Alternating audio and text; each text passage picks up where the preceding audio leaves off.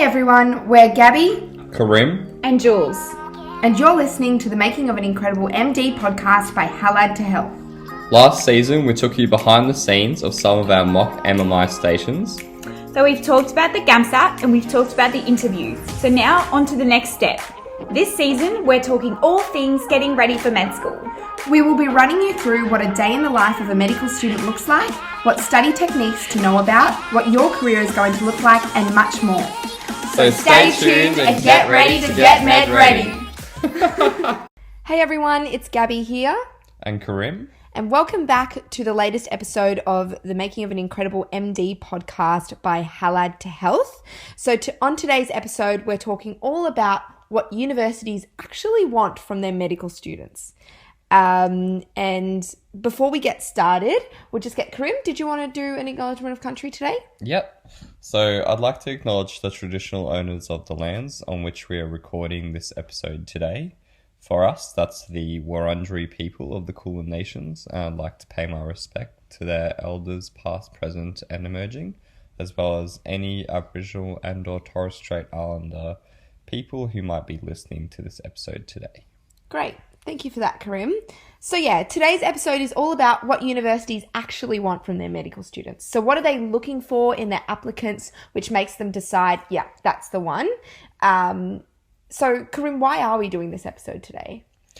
So the whole point is to try and get students to have, or applicants to have, an understanding of what they look for in interviews, what they look for in portfolios. Because students don't really tend to know, they kind of have an understanding, but they're not really sure of what universities are looking for. And it's definitely one of the top things that students tend to ask us all the time. What should I include in my portfolios? What should I try and bring out in my interviews, etc.? These are very prominent, very important questions as well that we sort of wanted to try and answer in this podcast today. But we do have a disclaimer, Gabbi, which is... Yeah, so we actually don't really know what universities want. I don't think anyone does. No one knows except them universities, they know. But we're sort of just guessing here what we think based on our friends who got in and based on our experience, as well as based on common sense of what makes a good doctor. So what we would want if we were the universities. So hopefully this episode is helpful for people who are writing their portfolios, as well as people getting prepared for interviews, because I think it's relevant for both things. Yeah, absolutely. And so getting straight into it, there's sort of a few different values that we think all medical students should embody. So maybe we can start off with the first one, which is very obvious: empathy and compassion. Yeah. This is a big one, and I think it needs to be the key thing that you're getting out, that you are empathetic and that you have compassion for other people, that you care for other people. Because at the end of the day, that's what doctors are. They care. That's what they do. All day, every day, they care for people. So how you get that out in your portfolios is up to you. I think it can be done in so many different ways. Same with interviews, just the way you respond to different interview situations, especially in the MMI stations, that can be a real tell of whether or not you've got natural empathy or not. It's probably the biggest red flag is when people don't have empathy, and it's very clear and very obvious in interviews. And I think those students will very quickly be sort of red flagged. Yeah. Because if there's one thing that you need to show across your portfolios, across your interviews, across who you are as a person, is that you're empathetic and you're compassionate as a person.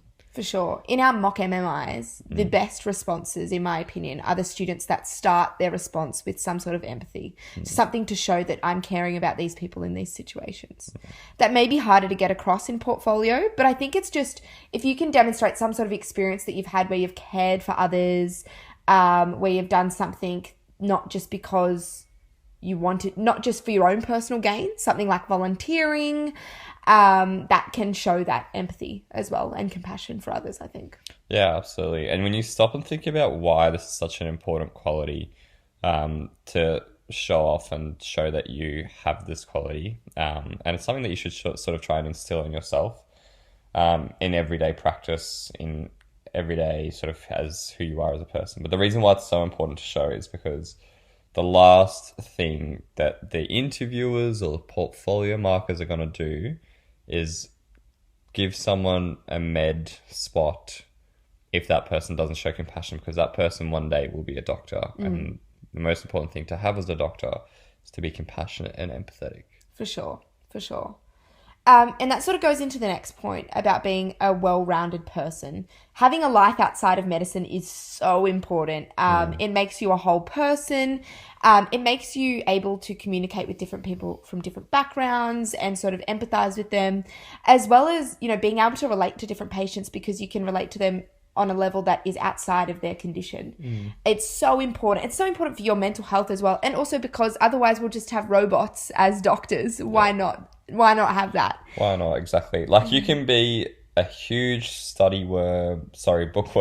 You can be super studious, do all the study you want, but nothing can sort of replace being a well-rounded person, because being a well-rounded person means you can talk to anyone about anything. And it's so clear that you are not just some sort of robot, like Gabby said, trying to do these surgeries or cure this disease or whatever. You're also communicating to this person on a more deeper level, and you're able to get your point across more clearly. Yeah. And you remember human. Exactly. And you're human. And you got to remember that the patients you treat are people with diseases, not a disease person. They're people with disease. So you got to treat the person, not the disease, if that makes sense. Yeah. And so that's why they look for well-rounded people, because well-rounded people have better emotional maturity. Super important when you're communicating to patients that are upset, that are going through a stressful time in their life, possibly some of the most stressful times in their lives. It shows that you're a person who can think for themselves. We talk about this in the GAMSAT with section 2. The reason why they want you to write about these complicated essay topics like life, death, love, is because they want to see a person who can form complex ideas and communicate them well. And being a well-rounded person is a part of that. So those are just some of the reasons why we think it's a really important quality in a person trying to become a med student. Yeah, and I think these things are easy to sort of bring out, like your experiences outside of medicine in interviews. But the best place for it is portfolios, I think. That's literally what it is. You're just showcasing everything you've done outside of your course. So if you've got a lot of experience, I definitely recommend applying for portfolios and really showing that off, and showing off what you've learnt from those other experiences as well. But yeah, it is so important to be a whole person for all the things Karim said, but also just because how are you going to deal with the stresses of med if you don't have anything outside of med to help consume your mind and give you pleasure in other aspects of life? Yeah, you need a hobby. If you're going to do med, you need a hobby. That'd be task 1. If you don't have a hobby while you're listening today, research a hobby this afternoon. Find one. What are you going to do? So knitting? Gardening? There's many things. Yeah, or even sport, whatever it might be. Just whatever tickles your fancy. Be a well-rounded person. You'll enjoy life. For sure. And that ties really well into the next one again, which is communication and teamwork. So obviously, if you're a well-rounded person, this comes naturally, I think, because you've had those experiences to work in a team. And I'm sure everyone listening has been in a team before. University has its own teams, group projects and things like that. But also teams in other environments like sporting, part-time work, all of that. Yeah, exactly. And I think the thing about teamwork is you have to really figure out who you are in the team, who you tend to be. Do you tend to try to be the leader? Do you tend to sort of be more on the sideline? Are you the person that's really good at researching stuff? Are you the person that's really good with coming up with problem-solving solutions? Are you a mix of all of these things? So figure out who you are in the team and then figure out what makes a good team. I think something that they really expect med students to be able to do is go into any team environment and be a good team member, because the entirety of your job you'll be working in teams, and if you're not a good team member, you're just not a good fit for medicine or for practicing as a doctor. Everything you'll do as a doctor, you'll do in teams. You do nothing alone, really. Yeah. Which is kind of ironic, because every time they show doctors in movies, it's always them alone achieving so many things, or telling nurses what to do. It's not like that. No way. Yeah. So just keep that in mind. You really, really need to be a good team member. And that is a good point, actually, reflecting on what team member you are, like, and reflecting on that and why you strive in that role, and being able to converse that in an interview setting, I think is really powerful. Actually, that's something I don't think I did well. When I got told, one of my questions I got asked something along the lines of, how do you work in a team environment? And I sort of thought that I did at the time converse it quite well because I had a good example, but I didn't really define my role in that team. And I think I could have done that better to make that response even more powerful, because it shows, you've reflected on your experience in that team, which is the most important part of learning. So yeah, that's a really good point. Absolutely. And I think a big part of the interview process is communication, not just to the interviewer. Obviously you need to communicate well to them, but some of the things you have to do, or some of the questions really try to pull out of you how you can communicate well, or what good communication is. So you need to either know it through experience, or you need to research what actually does good communication mean. I think there's nothing wrong with researching that sort of stuff. No, yeah. If you're trying to learn and grow as a person, researching is a part of it. I know I did a lot of research about these topics in the lead up to the interviews, because they are important topics. And if you're not a good communicator, you just won't be a good fit for the interviewers. They won't really like that. But for portfolios as well, it's really hard to communicate with the word limit in portfolios. I can't remember how many characters it is, but it's really low. So being able to communicate the wonderful experiences you've had and what you've learned from them in such a small amount of words is really, really difficult. So being able to refine your communication in the written format, and a succinct written format, is really, really important as well. Absolutely. Which brings us to our next value, or next key attribute, which is being a responsible person, or responsibility. The reason this is so important is because a lot of the time as a doctor, you've obviously got a lot of responsibility. You're caring for people. People's lives are at stake. So it's a huge responsibility. Now, bringing back to our previous point, you work in teams, so it doesn't all fall on you, but you still need to take responsibility. You still need to be a good decision maker.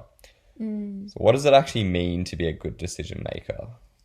I think knowing that there's not always a perfect decision. Like, there's no right or wrong always, especially in medicine. And as a medical student, I'll talk to that as well, because I don't really know what it's like to be a doctor yet. But as a medical student, there are often times in the hospital setting where you will get sort of presented with a bit of a dilemma, and you have to figure out how to respond to that. And you have to figure out quite quickly, because you can't just stand there and be like, hang on everyone, give me a couple moments to weigh up the pros and cons. You have to act in a rational way.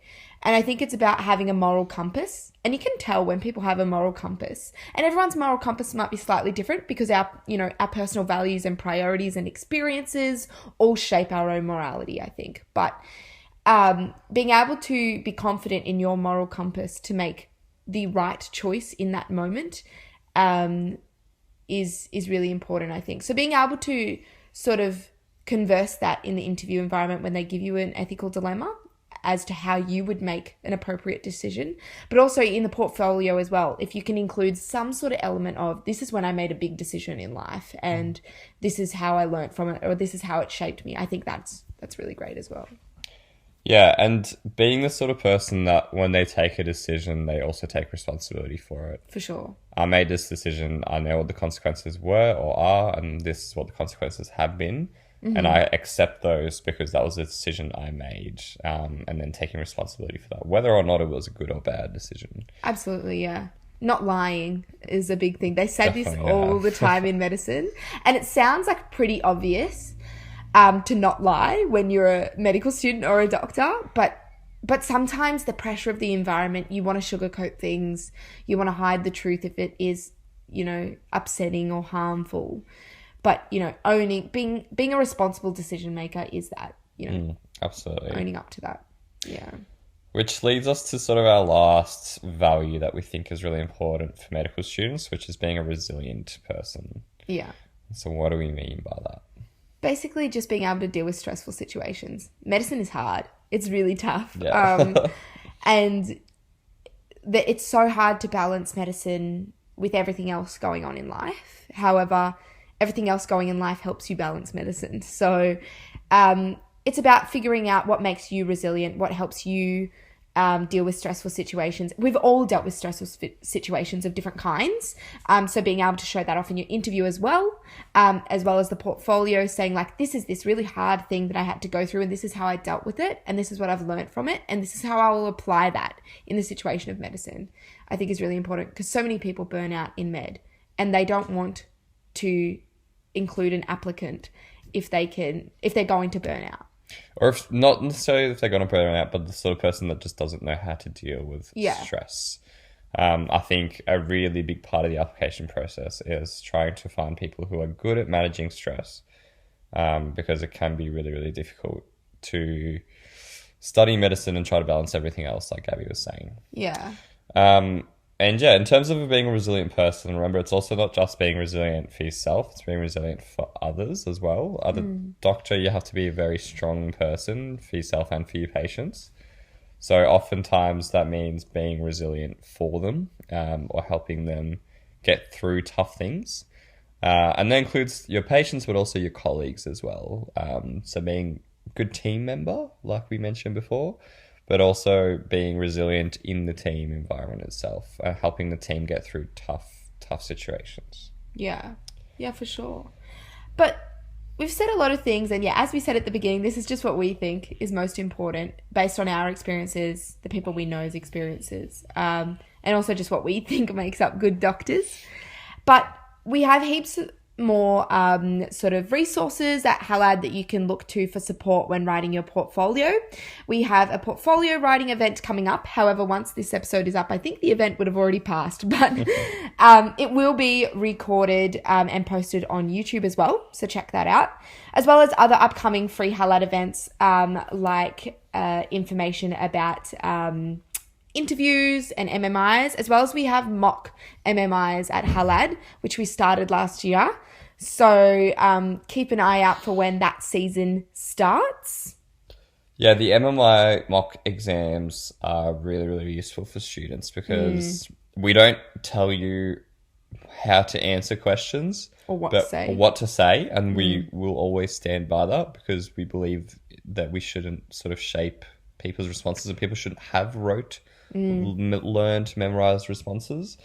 But we do believe that as professionals and people working on their careers, those values that we talked about, very important to build. And we are constantly building them as well. We are by no means experts in those areas, and we're still trying to learn and grow in terms of those values. For sure. So I think the mock MMIs are a good place for you to do some learning in terms of trying to sort of learn about these values. Yeah, and we will be releasing practice station episodes on this podcast. So we did a few last year, so check those out. And we'll upload more later on in this year, where you can hear different students going through a full mock station with one of our adjudicators as well. And a final piece of advice, or one of our final pieces of advice, is look for places where you can get more experience. So, we volunteer with Halad, so that's one place where we got experience in terms of empathy, teamwork, communication, all of that stuff. I think Gabby's done a lot of volunteering in different places, like the Royal Women's Hospital. Yeah. That looks fantastic in a portfolio. It looks fantastic in terms of just who she is as a person. So yeah, look for places where you can where you can get more experience. And we do release a free newsletter called Upcoming in the Med Space, which you can sign up for on our website, I believe. I'll pop a link in the show notes as well. Yeah. Yeah. So you can use that to sort of try and look for different opportunities in the med space. Yeah, both paid and unpaid, and just websites where you can learn more about different things. It's a really great newsletter that one of our team members, Vera, puts together, and I think it's really great. Yeah, newsletter. It's really, really good. And finally, just be yourself. Yeah. I think that is the most important thing here that we sort of haven't spoken about too much. But anyway, save the best till last. In the interviews, in the portfolios, the whole application process of medicine, just be yourself. Don't try to be someone you're not. Don't rote learn. responses or put in experiences that you haven't actually had to just try and, make yourself look better. Be yourself, because you can't fake it for the next years of your life, you know. And you can't fake it for the interviews. The whole point of the interviews is to try and get to know who you are as a person. So just be yourself and build those characteristics that we talked about, and I guess some other ones that maybe we haven't mentioned.